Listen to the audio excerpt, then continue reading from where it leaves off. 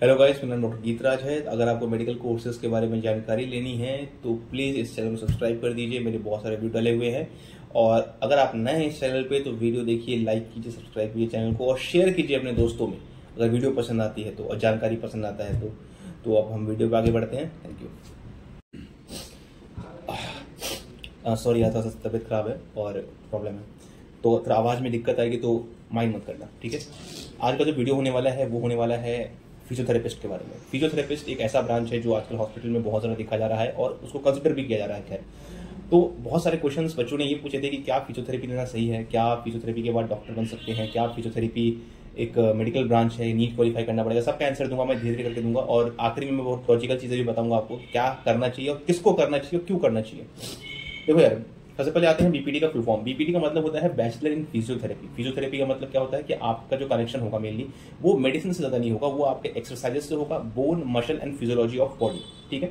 ये आप कंसिडर कर सकते हैं और मसल्स और जॉइंट पे और उसके जो पेन्स होते हैं ज़्यादातर खासकर केसेस में कुछ एबनॉर्मल कंडीशंस होती है उनकी, उस केसेस में आप ये कर सकते हैं। पैरालिसिस के केसेस में ये बहुत एक्टिव रहते हैं और कई बार ऐसा होता है कि कुछ कोई सिंड्रोम वगैरह है किसी बच्चे को या किसी भी बड़े आदमी को या बूढ़े बुजुर्गों को भी कुछ प्रॉब्लम्स हो रही है, नी रिप्लेसमेंट हो गई है। खासकर इनका जो काम रहता है वो ऑर्थोपेडिक डिपार्टमेंट से ज़्यादा रहता है, सर्जरी डिपार्टमेंट से ज़्यादा रहता है, सर्जरी के बाद, ठीक है। अब हम बात करते हैं कि इस कोर्स का टाइम कितना होता है। जहां तक मेरी जानकारी में आया है 4 साल का कोर्स होता है मेरे ख्याल से। उसके बाद कुछ समय आप प्रैक्टिस करते हैं, इंटर्नशिप वगैरह करते हैं, जो भी होता है वो आप कर सकते हैं, किसी के अंडर में आप कर सकते हैं, ठीक है। अब बात करते हैं कि इसमें एग्जैक्टली काम क्या करते हैं। देखिए, जहां तक मैंने देखा है इसमें आप मेडिसिन प्रिस्क्राइब नहीं कर पाएंगे, ठीक है, क्योंकि मैंने कुछ बीपीटी में बात भी किया था। तो मेडिसिन प्रिस्क्रिप्शन में आप नहीं लिखते हैं, इसमें आप लिखते हैं एक्सरसाइजेस, ठीक है। आप एक्सरसाइजेस करवाते हैं, एक्सरसाइजेस आप देते हैं।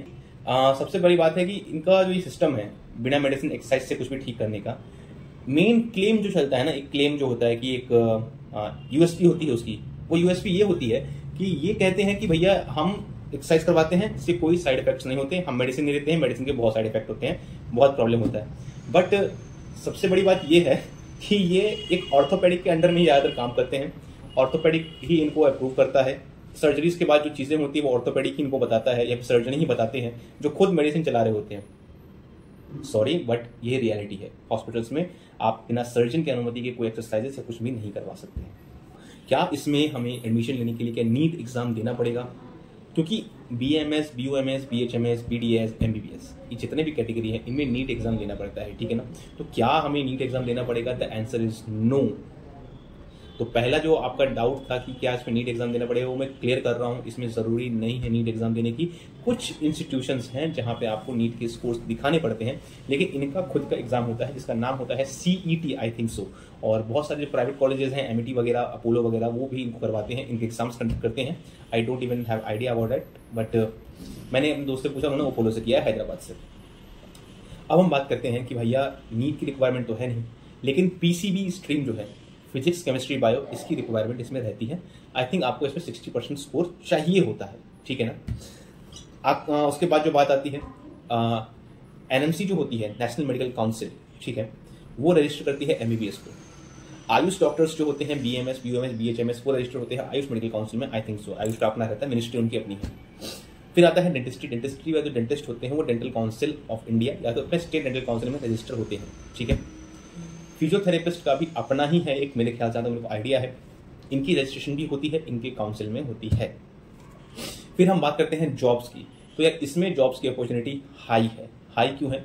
क्योंकि हर हॉस्पिटल में एक फिजियोथेरेपिस्ट होना बहुत ज़रूरी है, क्योंकि सर्जरी होगी, ऑर्थोपेडिक सर्जरी होगी तो फिजियोथेरेपिस्ट चाहिए, ठीक है। क्लिनिक्स इनके खुद के चलते हैं, तो क्लिनिक्स पे भी आप जा सकते हैं, लेकिन मैं ये कहूँगा कि क्लिनिक को कंसिडर होने में बहुत समय लग सकता है। एग्जैक्टली अगर आप ये सोच के रखे हो कि क्लिनिक से पूरी अर्निंग हो जाएगी तो ये पॉसिबल नहीं हो पाएगा इस केस में, क्योंकि मेरे जितने भी मैंने बात की है अपने कलीग से या फिर अपने लोगों से, अपने हॉस्पिटल के लोगों से, उन्होंने यही कहा है। इसमें अगर बेनिफिट है तो कंसल्टेंसीज में है। कंसल्टेंसी किस तरह की? फॉर एग्जांपल किसी का आपने कोई पैरालाइज्ड है, फॉर एग्जांपल किसी को हेमिप्लीजिया हो गया है या फिर आपको क्वाड्रिप्लेजिया हो गया है, उसके घर जाके आपको होम विजिट लेना है तो पर विजिट आप 1000 से 5000 रुपये चार्ज कर सकते हो और ये थेरेपी हर 10-15 दिन पे मेरे ख्याल से होती है, ठीक है। मैं गलत तो मुझे करेक्ट कर देना, ठीक है ना। अब बात आती है किस चीज़ की? अब बात आती है हमारे एनजीओ में भी इसकी ज़रूरत पड़ती है, क्योंकि एनजीओ में बहुत सारे जो दिव्यांग लोग होते हैं, जो हैंडीकैप्ड लोग होते हैं, उनमें उनको इलाज के लिए ये चाहिए होते हैं।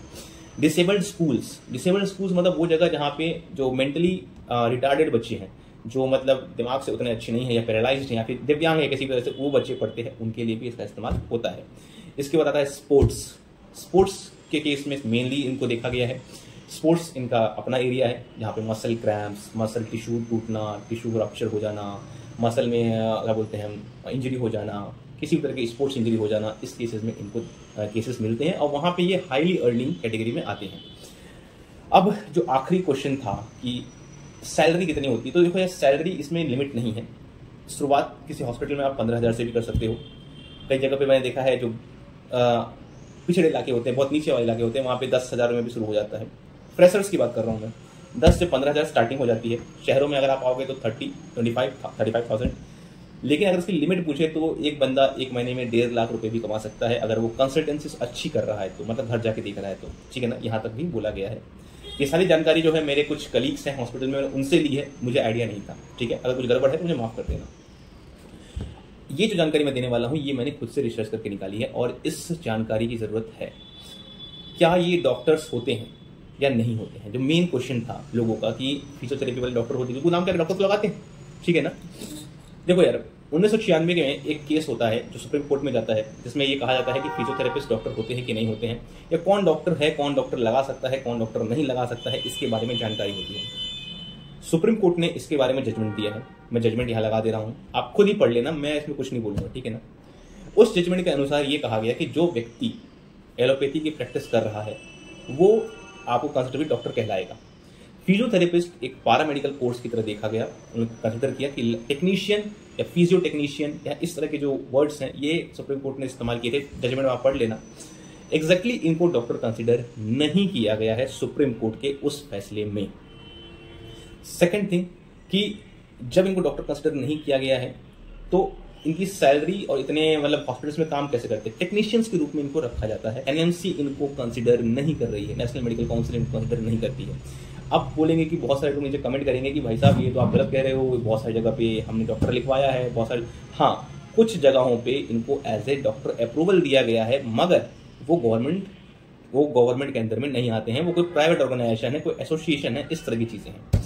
अब एग्जैक्टली क्या इसमें डॉक्टर लगाना सही है? नहीं, एक बीपीटी अपने नाम के आगे डॉक्टर नहीं लगा सकता है एज पर सुप्रीम कोर्ट का वो रिपोर्ट, और अगर लगाता है किसी भी कारणवश लगाता है तो वो अपनी स्वेच्छा से लगा रहा है, उसमें अगर बोलेंगे कंसिडर करके किया गया है, नहीं, ठीक है। और जहां तक मेरी बात है कि इसमें गवर्नमेंट में पोस्ट तो मैंने अभी तक शायद बहुत कम ही देखे हैं, गवर्नमेंट जॉब्स में पोस्ट नहीं देखे हैं मैंने फिलहाल, हो सकता है आता होगा, ठीक है।